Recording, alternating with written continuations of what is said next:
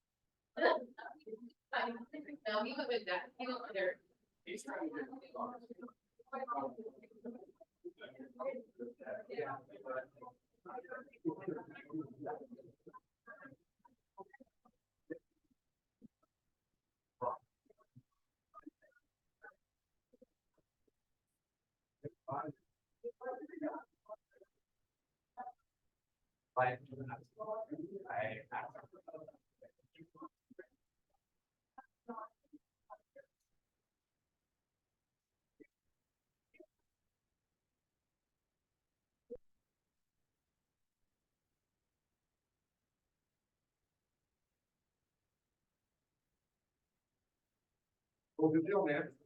All right, have fun. Have fun and miss it. Okay. Thank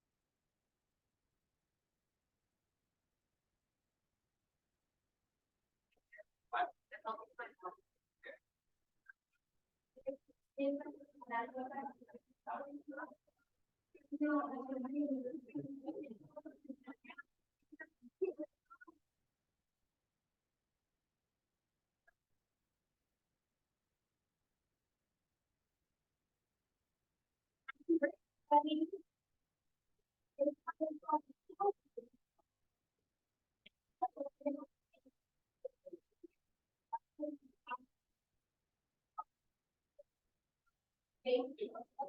Yeah.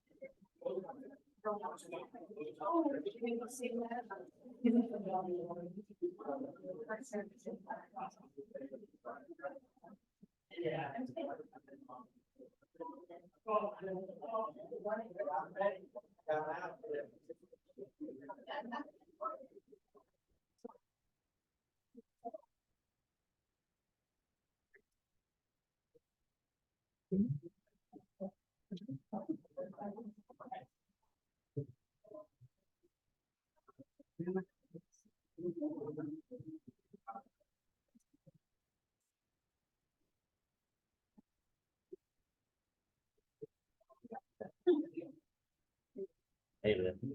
Morning. Oh.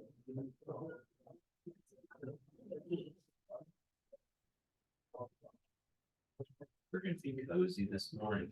Zach, I'm gonna have you move over to the side. See that?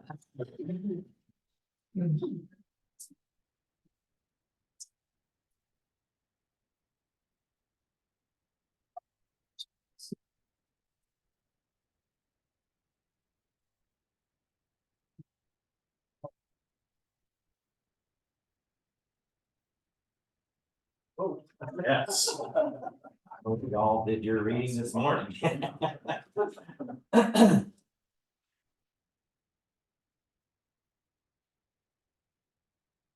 I supposed to do anything with that? No. Oh, okay. Just moving them closer to you. Oh, You're is good. it? Okay. How did it being recorded? Ah, hey. Didn't realize that. So you're getting a profile view? Yes, that's right. No, there's no video, Oh, thank goodness. just audio. It's not it, okay. All right, well, I am covering for Braden this week. It's interesting. Tim, I think you will find this. It is an interesting class to prepare for. Because it all really depends on us that are in the audience, really, so to speak, as to how much material you need. And I don't know if I prepared right for it, so it'll be interesting this morning. We may be staring at each other a bit, but we'll see how that goes. Let's go ahead and do our memory verse from 2 Samuel 7:16, and then word of prayer. Your house and your kingdom will endure forever. Your throne will be established. All right. Okay, Zach. Yes. Holy Father, we're so incredibly grateful for the opportunity we have to assemble together to study the word that you have passed down throughout the generations, the word you would have us know to direct our lives. Pray that we can look at these examples from the past, your people, look at how they behaved in certain situations, and we can learn from their example, both the good and the bad, and that we can have a better understanding of your will for us. Above all, we're grateful for your son, who came to die for our sins. Through him that we pray. Amen. Thank you. So I don't know if you guys have been impressed with this as much as I have, but when I read this, and it may be that from the class I did before on David and Psalms, like how much of this is messianic. And when you read that, you see, and you pick out these things, and sometimes I don't know if I make too much of that, but you read the things about David sitting down before the Lord, and the Lord making his promises to David, and just there's nuances to that. It's like, okay, he's telling David that, but clearly, what does he have in mind when he's telling him those things? Way in the future, right? He's talking about Jesus from the line of David, but the variety of comments that are made, the emphasis that's made in terms of setting up this kingdom.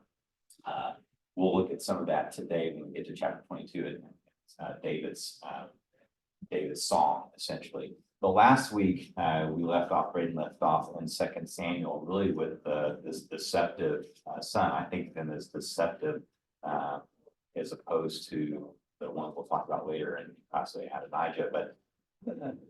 What, when you think about Absalom and his deception, someone, if you would, please, one of y'all summarize really what has happened. So we've gotten to really up to chapter 15.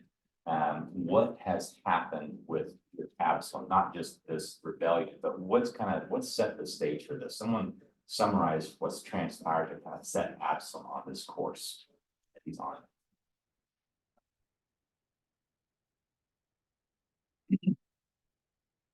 Amnon raped Tamar, his sister. David didn't do anything about it.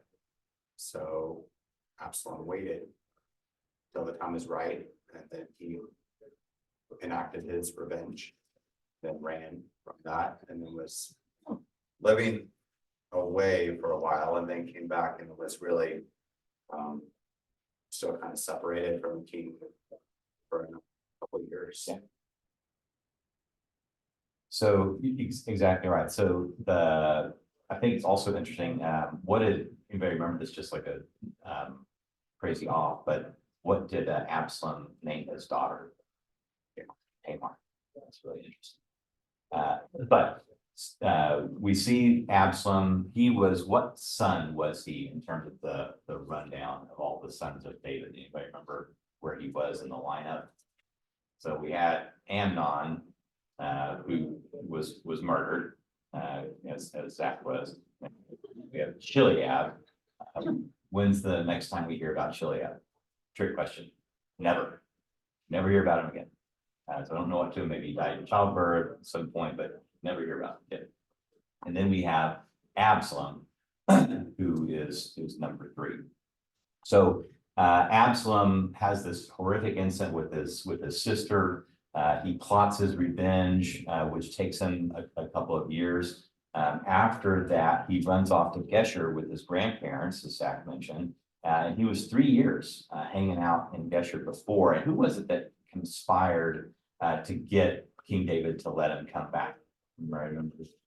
It was Joab, exactly right. So Joab conspired to bring him back to Jerusalem. And then he was effectively under house arrest for a couple of years. David said, yeah, bring him back, but I don't want to see his face for 2 years.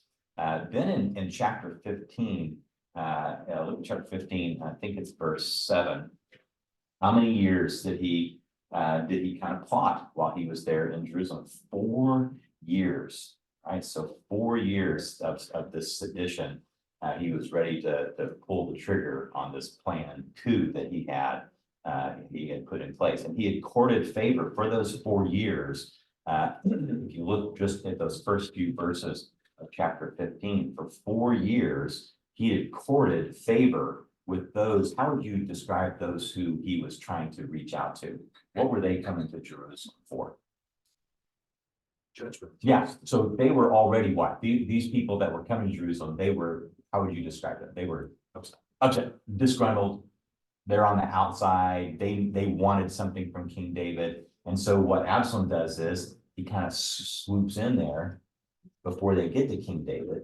And does Absalom ever say, hey, I want to be your next king? He actually never says that. What does he say? If only I were what? Catherine, what did you say? God, so you mumbling it. He said if only you were believers. A judge. Judge. He said, oh, if only they, so he's not even, if somebody were to come tell people about what Absalom was saying, hey, did you hear what Absalom was saying? What would King David make of that? Not that he was trying to plot a coup to take him down as king. He wants to be a judge. I'm gonna give you justice. I'm gonna work in your favor. Not only that, when they would try to come and bow down to him, what would he do? Oh, no, we're friends. We're friends. So he's establishing himself kind of with this common man. He's already working with these disgruntled. He's really trying to sway them. I think of that as kind of like psychological warfare, really. You think about that. Yeah. And he didn't, like I say, he didn't tell him that he wanted to be king. He wanted to become a friend to all. And effectively what he does is he turns, what are we trying to do in Vietnam? We're trying to win their hearts and minds, right? So he's trying to win their hearts and their minds. He's effectively turning the hearts away from David. When you get all the way through the point where in chapter 15 where we left off last week. And he finally pulled the trigger on his coup, and he gets Ahithophel to support him, who had been David's counselor. David has to pack up with his men and flee. And he takes his generals with him. He takes the Cherethites and the Pelethites. These are the bad dudes. These are like the special forces. So he takes his 600 men who are these special forces type guys, and he takes them with him. Zadok tries to bring the ark, and he sends the ark back, but he kind of sets up this line of communication with him. And then in verse 30, I think it's really a very chilling verse to me. Why, when you read that, did anything just like really kind of get you about that verse? What does that make you think of?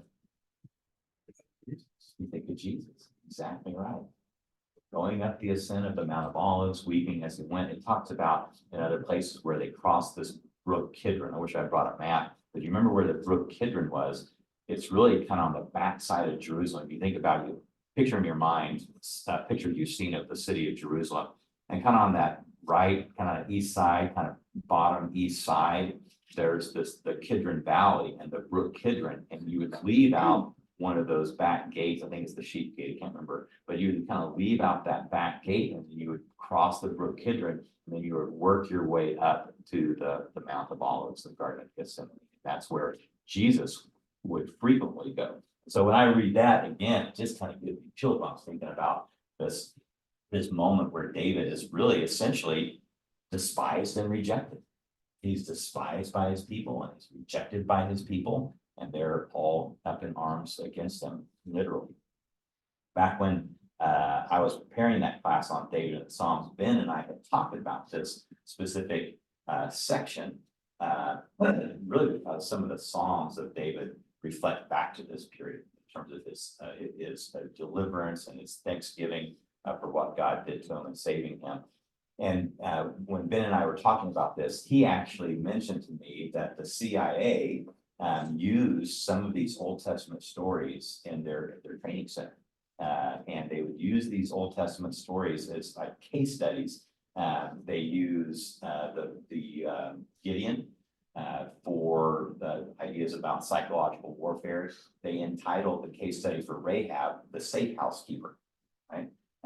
They use Delilah as the agent of what did they say? The infiltration agent, or what would you say? The agent provocateur. Provocateur, yeah.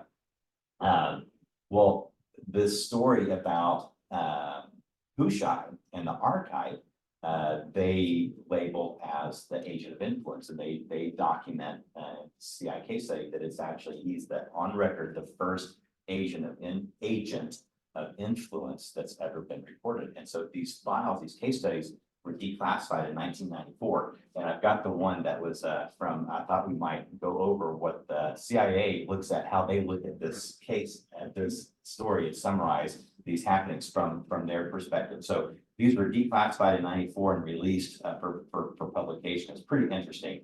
So we talked already about how Absalom had been 3 years in Geshur, 2 years in house arrest, 4 years of planned sedition, and how Absalom is really playing this long game. So here's how they set it up. This is the situation. David's handsome and popular son Absalom, having waited many years in vain for his father to go the way of all kings, dying and leaving him because he's the next in line, right? He forms a conspiracy to kill him and usurp the throne. King David soon became aware that Absalom had assembled a large revolutionary force from among the men of Israel, and that the king's best counselor, Ahithophel, the Gilonite, had defected to Absalom. Upon hearing of his counselor's defection, King David prayed that the counsel of Ahithophel might be turned to foolishness, but he also gathered his loyal generals and bureaucrats and fled. Absalom thereupon occupied the royal palace.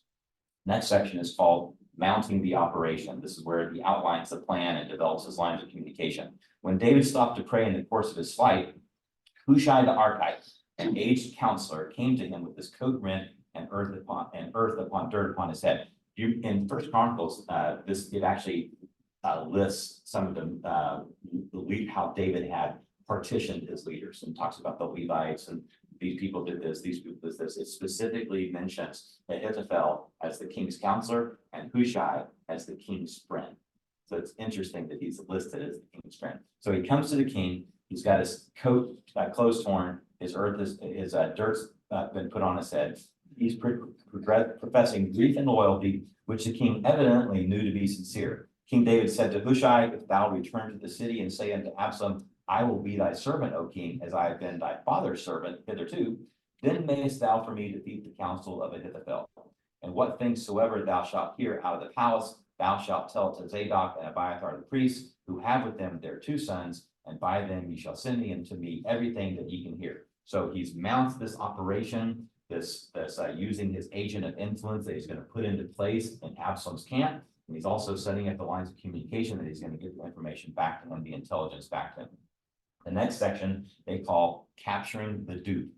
Not sure where they got that from, but when Hushai the Archite had made his way to the palace, he approached Absalom, who knew him well, and said, God save the king. Absalom asked, is this thy kindness to thy friend David? Why didn't thou go with thy friend?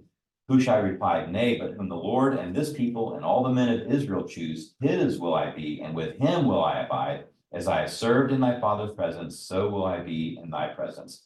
And so Hushai the Archite was accepted as a defector and then reestablished as a counselor, but for Absalom. So then you have this actual influence operation at the council of war, which Absalom called. Ahithophel advised Absalom. Ahithophel says, let me choose 12,000 men, and I will rise and pursue after David this night, and will come upon him while he is weary and weak-handed, and will make him afraid. All the people that are with him shall flee, and I will smite the king only. I will bring back all the people unto thee. So this proposal reportedly pleased Absalom and all the elders well, but they must have had some doubts and second thoughts as to where the glory would land. For Absalom said, call now Hushai the Archite also, and let us hear likewise what he said. So I didn't actually catch that out of that. So when the way they interpret this little interchange is that Ahithophel is saying, hey, I'm going to get 12,000 men. We're going to pursue them. We're going to scare them so bad that everybody flees, and we're just going to take the king. We're just going to kill the king. Their perspective on this is that what that did it would put too much emphasis or adulation upon Ahithophel. And so the praise would go to Ahithophel for having captured the king. So there's some doubt. And so because of this doubt, Hushai loses no time in exploiting distrust, jealousy, fear, and the guilt complexes that are inherent in this situation, saying, thou knowest thy father and his men, that they are mighty men, and they are chafed in their minds as a bear robbed of her whelps in the field. And thy father is a man of war and will not lodge with the people. Behold, he is hidden now in some pit or some other place. And it will come to pass when some of our men are overthrown to the first, that whosoever hears it will say, there is slaughter among the people that follow Absalom. And even he that is valiant shall utterly melt. For all Israel knows that thy father is a mighty man. Therefore I counsel that all Israel be generally gathered unto thee from Dan even to Beersheba, as the sand is by the sea, for multitudes, that thou go to battle in thy own person.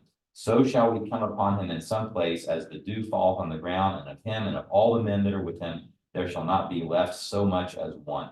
Moreover, if he goes into a city, then shall all Israel bring ropes to that city, and we will draw it into the river until there be not one small stone found there. So Absalom and all the men of Israel, you will remember that they think that this advice was better than the advice of Ahithophel, probably because who gets involved in if you take Hushai's plan, who's getting involved?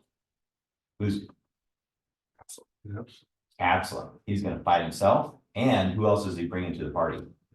Everybody. The sea as a sand has, or I'm messing that metaphor up, but lots of sea, sand, lots of people. They're getting a huge battle drawn up, and Absalom's going to go fight himself. And he's warning him that, hey, don't forget your dad's a beast, and his mighty men, they are seriously fierce, and they could take it out on you. So, you need a lot more men. So Ahithophel sees that his counsel was rejected. He goes home and he hangs himself. So this certainly, demonstrated Ahithophel's foresight, but it also put Hushai, the Archite, really in the driver's seat now, right? So Ahithophel's gone, but they comment that a little effective counterintelligence work on Ahithophel's part might have yielded bigger dividends. But then there's the espionage action part. So Hushai, they comment, was not content just to stick to the relatively safe business of influence operations, but also dabbled in espionage. Hushai immediately calls on Zadok and Abiathar the priests and tells them, thus and thus did Ahithophel counsel Absalom, and thus have I counseled him. Now, therefore, go quickly and tell David not to lodge in the wilderness, but pass over the Jordan. The sons of the priests, the couriers Jonathan and Ahimaaz, were staying undercover outside the royal city. They received a message from a girl, not otherwise identified, but someone who's passing on that message. An informer observed this contact, reported to Absalom, who sent out this investigative force, and the couriers were aware of the leak. They sought help from the village woman who hid them in a well. When the investigators queried the woman, she said they went that way, or something to that effect. And the search went astray. Then the couriers then hastened to King David, who promptly crossed the Jordan and mobilized a desperate army. And finally, we have the payoff. Eventually, Absalom brings a large but inexperienced force into battle against the tightly organized forces of the king in terrain in which the king's professional soldiers had every advantage and produced 20,000 corpses. The wood devoured, it says the forest devoured more people that day than the sword. And of course, among the casualties in the woods was Absalom himself, who appears to be, they labeled him something of a beatnik, for he had long tresses of hair, of which he was very proud, by which he got caught in a tree. There, General Joab found and killed him, ending the insurrection. Since Hushai's accomplices subsequently prospered, it is reasonable to assume that he also retained an honored place in restored administration and ultimately retired with a large pension.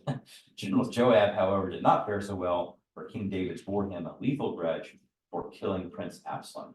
Perhaps the king saw his renegade counselor Ahithophel as the real villain in the piece. I thought that was an interesting take on that case study from the CIA's Old Testament story. So there's also the one on Gideon is much more involved, but it talks about Gideon as really the beginning of psychological warfare and some of the things that when he fought against the Philistines. So we get to the point really here in chapter 18, where Absalom is killed by Joab despite David's direct verses. Look in verse 19 of chapter 18. Think about this little story here. So David is about to get the message, but there's a story about one of the couriers that had been the son of Zadok, the priest, Ahimaaz. He said, "Let me run and carry news to the king." What was the message? Specifically, if you look at verse 19, what was the message that Ahimaaz wanted to deliver to King David? To him, Other than Absalom was slain. it wasn't that message. That's not the message. What is the what was the message that he wants to take to the king? Board of H2 The Lord's delivered you.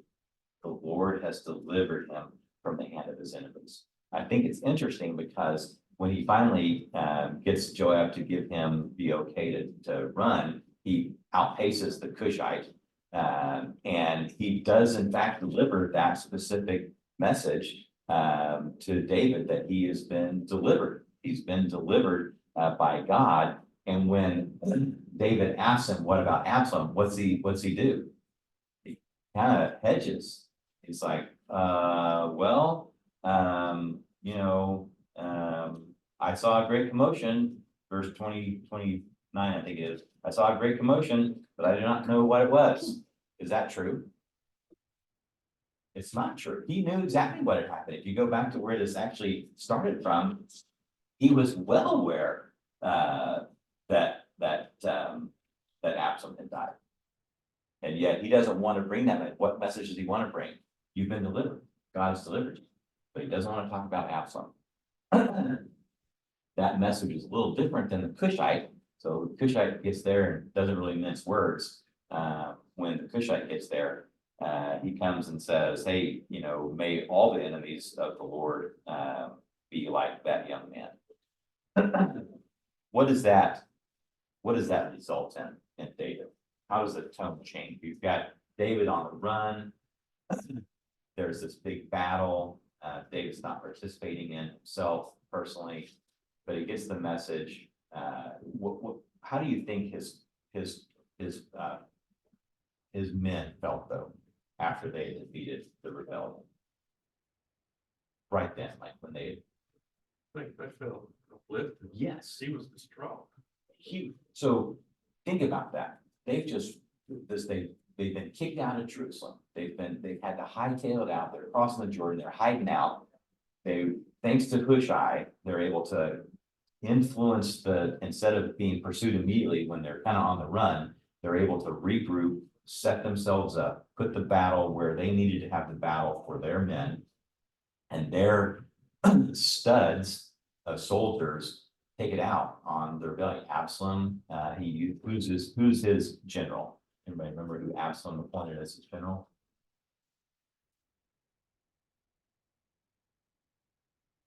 Also starts with an A, and he's related to Joab. Joab's nephew, Amasa. It's really interesting. If you think about this rebellion, it started from which tribe? I know this is self-evident. I know it's like it's Judah, David's tribe, right? His son is third in line. So his own tribe, his son, it starts the rebellion. His son appoints his cousin, essentially his cousin, as his general. Joab and David, what is their relationship? They're also cousins. So David's, or he's his nephew, I should say. David's sister is Joab's mom, Zeruiah. So David, all those sons of Jesse, and then his sister Zeruiah. And Zeruiah has a son named Joab. So David is Joab's uncle. Joab, his sister, or his mom, Zeruiah, they have also a connection there. Amasa is his cousin, his direct cousin. So this is all happening in the tribe of Judah. This is all his family that is going on here. This is all Judah revolting against their own guy, against their own relative. So they crush the rebellion. They kill Absalom. They're feeling great. And they come back and see David, and what's David doing? He's mourning over Absalom. Oh my. I mean, Oh, not my just, son, oh, my son. just lamenting. He just must have looked terrible, right? I mean, you think about it, they're coming back going, yeah, we got those guys. And then David's. And so what effect did that have on his team? So if you think about this culture, team culture and team climate, you know, even business, you talk about culture and climate all the time, and how the leaders really set the climate and help develop the culture. So what was the climate right here? How did the leader affect the climate? I think verse 6 says it all in that chapter 19. For you have declared today that you regard neither princes nor servants. For today I perceive that if Absalom had lived and all of us had died, then you'd be pleased. Think about You would that. be happier. You just saw us save you and save your kingdom, and yet what it looks like is you'd be happier if at least Absalom had lived and we'd all died. Think about that. And then what does he say? What's he say that impact? What is Joab? So Joab really is rebuking David. I mean, pretty strong rebuke here, right? You feel that Joab's rebuke was out of line? Because what was going to happen? What did he say was going to happen? What did Joab think was going to happen if David didn't snap out of it? It was gonna be a ban. Say it again. He was, all the men would leave. A ban. I'm sorry, I didn't care that word. Yeah. Everybody's gonna bolt, and he's gonna be left on his own. You think about it, so Absalom had kind of crafted this rebellion, started in the tribe of Judah, but he had also spread that to all the tribes, to every tribe, because he was trying to be a friend to all of them. The 10 tribes really bring back David, but which tribe was the slowest? Which tribe was the one that held out from bringing David back? No, try. It was his own tribe. It was Judah. So it's kind of an interesting deal. Not only did the rebellion start in his own tribe and with people that were connected to him, family members, obviously family members, but even extended family members of his own. But then when Israel brings back, they kind of look like they had egg on their faces, if you think about it. They were going to take somebody else from Judah and raise him up as the king. They had already anointed him king. And Israel even says that. Verse 9 of chapter 19, all the people were arguing throughout all the tribes of Israel, saying, the king delivered us from the hand of our enemies, he saved us from the hand of the Philistines. Now he has fled out of the land of Absalom, but Absalom, whom we anointed over us, is dead in battle. Now, I guess we should bring him back. So they really then kind of working to ingratiate themselves back. It must have been very awkward. Like, yeah, we tried to oust you and we're going to kill you. And then we kind of got our behinds busted in the forest and said, guess we'll bring you back. Why do you think it was Judah being so slow? I kind of answered my own question. I think it's because they felt even more guilt regarding that. It's like it's their own guy, right? And Judah was really the focus and the seed of the rebellion was in his own tribe.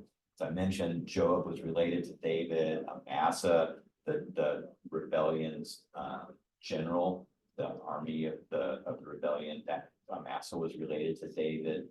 But then this intertribal treason with Absalom was really at the helm of David's own tribe.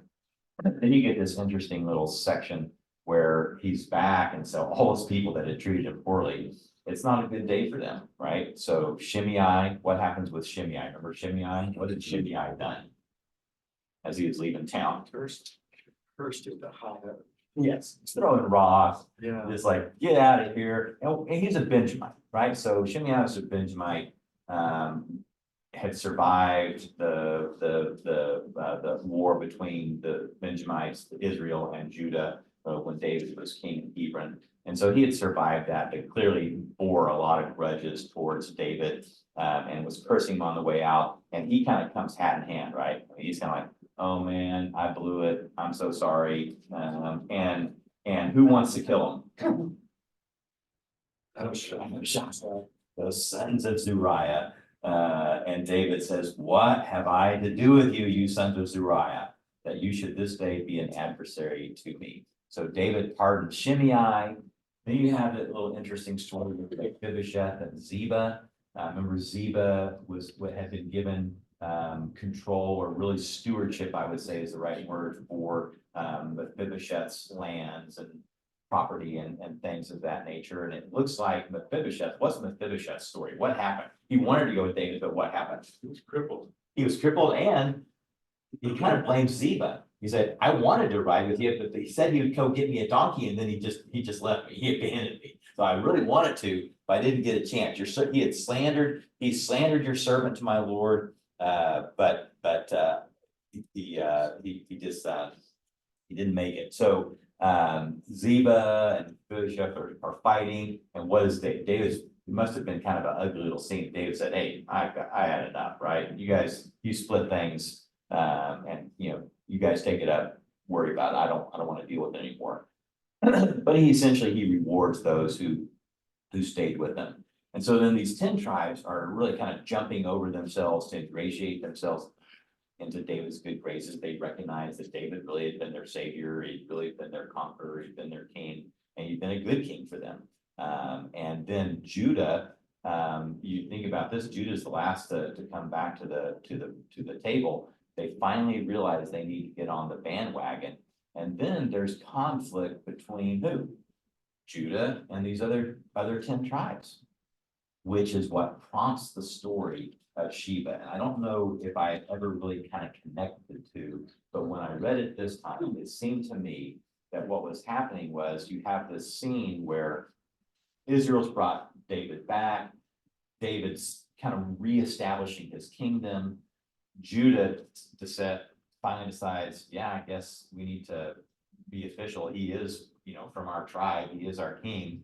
They decide that they're going to bring the king back as well. And so you have this conflict, and it's on the heels of this conflict at the end of chapter 19. It's on the heels of this conflict with these 10 tribes and the tribe of Judah, that they're fighting about who has the biggest part, who should be get the most really the most favor for being on King David's side. And it seems like out of that conflict, what happens? The words, it says at the very end of chapter 19, the words of the men of Judah were more fierce than the words of the men of Israel. So it looks like Judah's kind of winning the argument about who owns more of David than others. And so right after that, what happens? So out of that conflict, this guy Sheba says, you know what? We don't need you after all, right? Don't treat us like that. We wanted to bring him back first. Don't treat us like that. We've got, what's he say in verse 1? We've got no portion in David.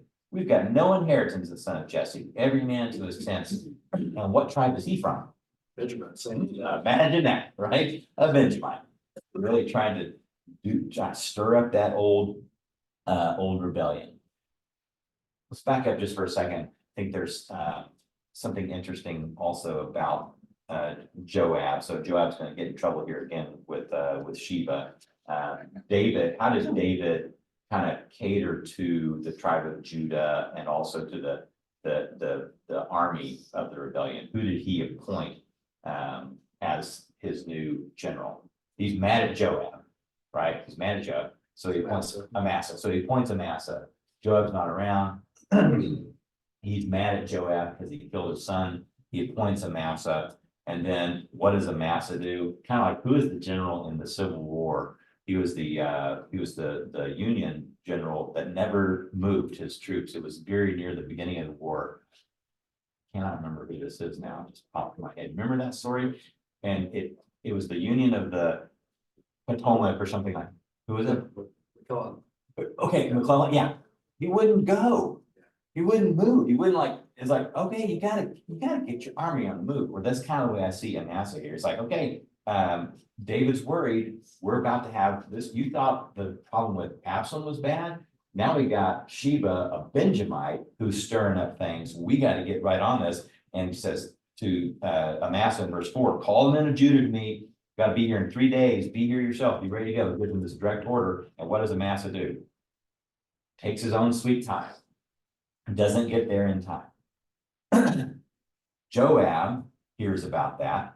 He gets the special forces guys, the Cherethites and the Pelethites and all the mighty men. And they're going to meet in Gibeon. So what does Joab do again? Kills another one. Killed Abner, right? For Abner, he killed his brother. So he kills Abner. He kills Amasa, his own cousin. What were you gonna say? Absalom. He killed Absalom. I mean, and each of those, were those done with or without David's, without his favor, without his command? In fact, what did David told his generals before they went to fight Absalom? Be careful how you handle my son Absalom. Be gentle with him. And everybody heard that. So he kills Abner, he kills Absalom, he kills Amasa, and then they go after Sheba. Why do you think Joab kept his job? He was fierce. He's been a bad dude, right? He got things done. It seems amazing to me, though, that after directly contradicting or countermanding David's orders, that he actually kept his job. Even after this, he kept his job until the very end, obviously. But he held his job, and he goes after Sheba, and you get the story of the lady who, their town was about to get captured and burned down around them for this one guy. So what did she talk the elder of the city into doing? Giving him up. Tossing the head over the wall. That must have been some sight, right? They cut his head off and they tossed it, threw it out to Joab, and they saved their city. So- Going back to. Yeah. Same chapter 20 and verse 12 and 13. So Joab is, he's pretty brutal too. So he leaves the body of Amasa in the road. So that everybody. can walling in see. his own blood and Yes. entrails. And you have to go around him, you know? Yeah. It's just, So stab wounds are not an easy way to die. And there is no, if he stabbed him, I think it talks about it, they stabbed him one time. Yeah. So it's interesting, he may not have been dead No. for a while. it's just, So he's walling in his blood and his entrails. It may have taken him a while to bleed out. And I think that may be why some of the people were coming by and they're like, what are we gonna do with this guy, right? It's a pretty gruesome sight. They finally threw a garment over him and kind of pulled him out of the road, I guess, and pulled him out of the highway. But yeah, that's he is a brutal guy. He is very effective. There's no doubt. Joab was an effective commander. He was on time. He did his job, and he did it very well for the Israelites. So then we get to chapter 21. Did anything strike you as odd about this story right off the get-go in chapter 21?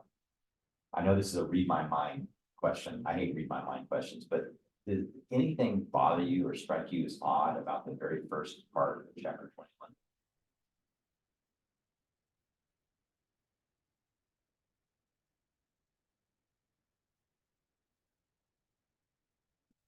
You think about where did David's early success come from? It came from his own personal strength, or where did it come from?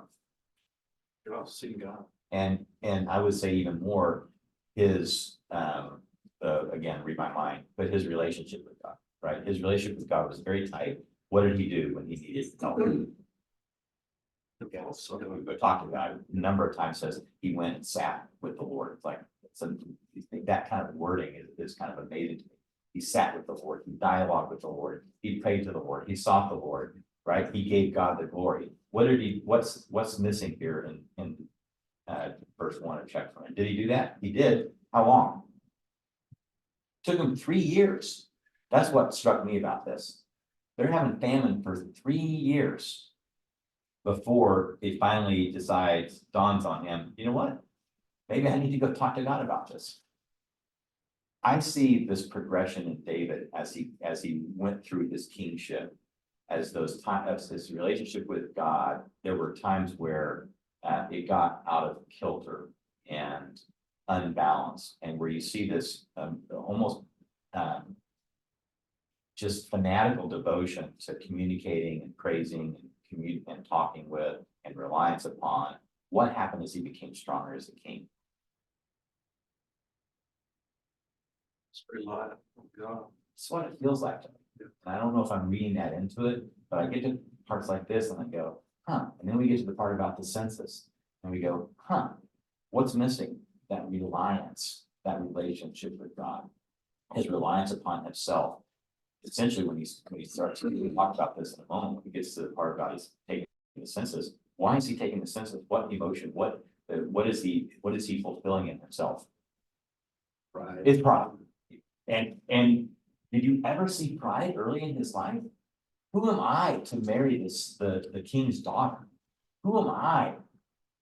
I'm a shepherd, right? Who am I? It's always that. And then as he gets later in his kingship, you start to see that, hey, I count my people. I want to see how many men draw the sword. What have I done? What have I built? What have I created?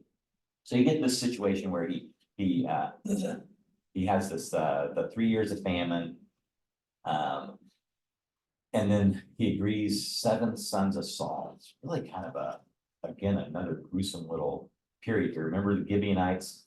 I think we talked about this in your class, Zach. So the Gibeonites were the ones who had come and faked him out, and also good psychological warfare, intelligence coup with the bags and the moldy food and all that. And they had this relationship where they essentially became their indentured servants, and specifically towards and supported the work of the tabernacle and the priests.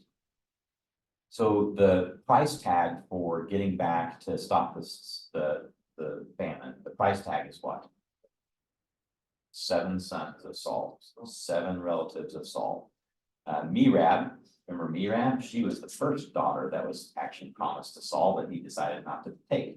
And so they got 5 of his sons and then 2 from Rizpah to make up that. Could they have taken any of David's own sons? He was married to the daughter of Saul. She didn't have sons. She did not have any kids. Exactly right. She was barren until her age. That's exactly right. So then you get more discussion of later on in chapter 21, war with the Philistines. They just don't seem to go away, right? I mean, this whole period of time they've been fighting against this coastal element. But what ultimately happens to the Philistines? Anybody know? They disappear from history. I mean, where are the Philistines? Where do you hear about them again? You don't. Around the same time when Nebuchadnezzar captured Judah and sent that he also captured the coastlands. That's the last thing you ever hear about. 600 BC is the last you ever hear in history about the Philistines. They're gone. They disappeared. Oh, it's really interesting. That's the Gaza Strip right now. That's the what? That is the Gaza Strip. Exactly right. But the Philistines themselves, they were subjugated into other cultures. Then you have chapter 22. We don't have time to read it, I don't think. But I was going to read it this morning in class. I just thought it was just a beautiful, beautiful work. What struck me is the different ways in which David described God. Now, many of his Psalms, there's the similar thread, the similar vein. If you look at Psalms 91, Psalms 31, Psalms 71, and then many others, you'll go through here and you'll say, oh, I can see where there's common themes of David's writing in his Psalms. But when he specifically throughout this particular song, his song of deliverance, the ways that he describes God is just amazing. Starting in verse 2, rock, fortress, deliverer, shield, horn of salvation. Side note on horn of salvation, that's specifically used in Luke 1 when Zechariah talks about him coming. And in Luke 1, he specifically mentions this horn of salvation that's in Jesus.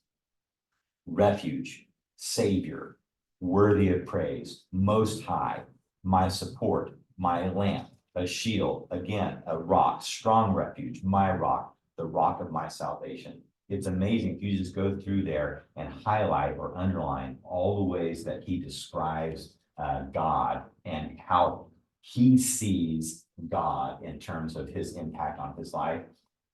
When I think about my prayer life, these are some pretty good things for me to think about. And to think about my relationship with God and how do I see God? If I were going to sit down and pray or to write a psalm, how would I describe God? How would I describe my relationship with God? These are some pretty amazing descriptors in terms of how David saw. David, yes, please. So there's portions of that I struggle with. And well, just the verse 22, I've kept the ways of the Lord, I've not turned from God to follow evil. I followed all his regulations. I've never abandoned his decrees. I'm blameless before God. So that has to be pointing to Christ because that doesn't point to David. So it certainly would indicate a need for forgiveness and salvation, and yet it doesn't say that he's forgiven for those things. It says that he's kept the ways of the Lord, he's not. And I absolutely agree with you. Anytime I read something that David wrote, I always automatically put a prism over it. And by putting that prism over it, you shine light through a crystal, you get those diffractions, right? The point to a messianic prophecy. It's almost always. Now, sometimes I may read too much into that, Yeah. but in this particular instance, I don't disagree with you at all. There's no way that actually, did he ever sin? We're about to read a huge sin, right? Multiple, that's right. So I 100% agree with you. And when you read David's Psalms, when he talks about himself in some of his own Psalms, There's absolutely this messing and touch to it. I appreciate you bringing that up. We talked about David's command later in chapter 24 being prideful. That was really what the root of the issue was. He's really saying how great I am instead of how great thou art, right? That's essentially what he's saying. And you look back at David's last psalm and verse 3 and 4 from chapter 23. The God of Israel has spoken, the rock of Israel said to me, when one rules justly over men, ruling in the fear of God, he dawns on them like the morning light. What is he saying there? He's saying essentially, the promise is, if you rule justly, if you rule in the fear of God, then these conditional things are going to happen. He's going to dawn on you like the morning light. But it didn't happen that way, obviously. We have this story of the threshing floor, the three options that David's given. He picks the one where he said, I'd rather fall into God's hand than into the hands of my enemies. The pestilence is stopped at the threshing floor of Aruna. David's told to raise an altar there. Anybody know what the significance of that threshing floor is, where it popped up in the past? Jerusalem. It is in Jerusalem. It's also, Temple. it's where Isaac was to be sacrificed by Abraham. Yeah. It's where later the temple would be built. So Solomon's temple would be built on this exact site. That's told to us in 2 Chronicles 3 and verse 1. And it's also then where who else was sentenced to death? Who else showed up at the temple? Jesus. So you have Isaac. You have Isaac. You have the temple of Solomon, God's temple built on that exact spot where the pestilence stopped. And then later, 1,000 years later, you have Jesus who shows up at the temple and is convicted and sent to death. So interesting place where that happened. All right. Thanks, guys. Appreciate y'all very much.